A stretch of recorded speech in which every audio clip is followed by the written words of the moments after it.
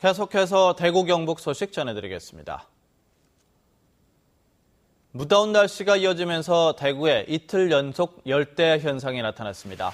대구의 오늘 아침 최저 기온은 26.2도를 기록해 어제에 이어 열대야 현상이 나타났고 경북도, 포항 등 일부 지역에도 열대야 현상이 나타났습니다. 오늘 낮 최고 기온은 대구 35도, 경북은 29도에서 33도로 어제와 비슷하거나 조금 높겠습니다. 대구를 포함한 16개 시군에 폭염주의보가 내려진 가운데 오전 11시를 기해서 대구와 경산, 칠곡, 김천, 포항, 경주 등은 폭염경보로 대치될 예정입니다. 대구 기상대는 북태평양 고기압의 영향으로 대구와 경북 지역에는 당분간 무더운 날씨가 이어지고 오는 일요일 비가 내리면서 더위가 다소 주춤해질 것으로 내다봤습니다. 장마가 주춤한 사이 무더위가 밤낮을 가리지 않고 연일 기승을 부리고 있습니다. 폭염특보가 내려진 대구 경북 지역은 이틀째 열대야 현상이 이어지면서 도심에는 더위를 피하려는 사람들로 넘쳐났습니다. 김은혜 기자입니다. 밤 9시가 가까운 시간이지만 대구 도심 기온은 여전히 30도에 가깝습니다. 습도까지 높아 후텁지근한 밤 공기에 시원한 대형마트에는 사람들이 몰려 낮처럼 붐빕니다. 가족, 친구와 함께 싱싱한 제철 과일을 고르고 시원한 음료도 마시며 더위를 쫓습니다. 시원하고 일단은 좋으니까 친구도 만나고 장도 보고 커피도 마시고 힘들고요.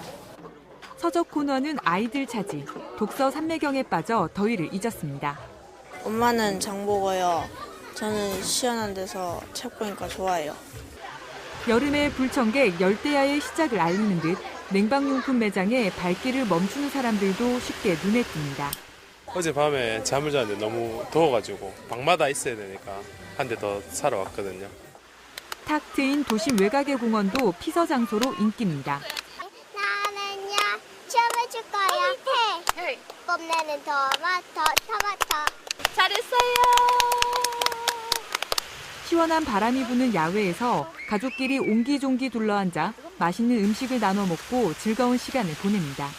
밤에 나오니까 공기도 좋고 집안에 있는 것보다 훨씬 좋네. 장마가 주춤한 사이 무더위가 연일 기승을 부리면서 도심 속 피서 행렬은 밤낮이 따로 없습니다. MBC 뉴스 김은혜입니다. 대구문화방송이 최근 보도한 어린이집 문제를 구청에 제보한 공익제보자 신상 유출과 관련해서 시민단체가 해당 기관 앞에서 기자회견을 열 예정입니다.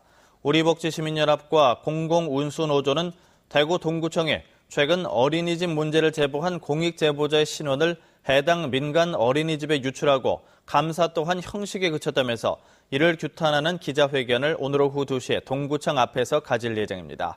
시민단체는 제보자 신원 유출 등으로 한 어린이집 교사가 퇴사를 강요받고 동료 교사들로부터 고립되는 등 피해를 입고 있다면서 어린이집과 행정기관이 보육교사의 인권을 유린하고 있다는 데 문제가 있다는 입장입니다.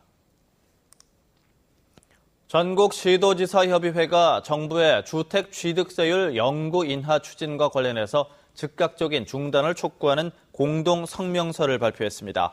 협의회는 정부가 취득세 감소분 보전을 위해 재산세를 인상하게 되면 주택 소유자의 조세 부담으로 주택 소유 욕구가 감소할 수밖에 없어 주택 거래 감소와 전월세 가격의 급상승이 우려된다고 밝혔습니다.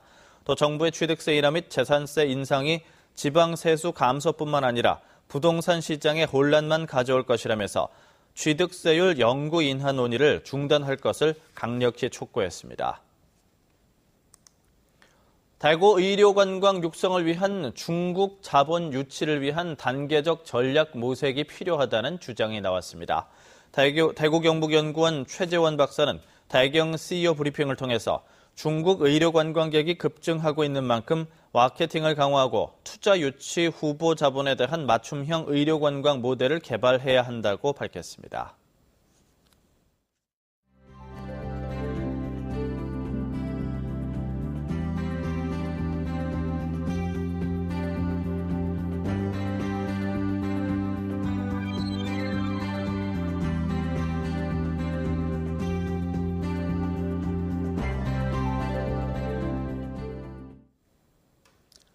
MBC 생활뉴스를 마칩니다. 고맙습니다.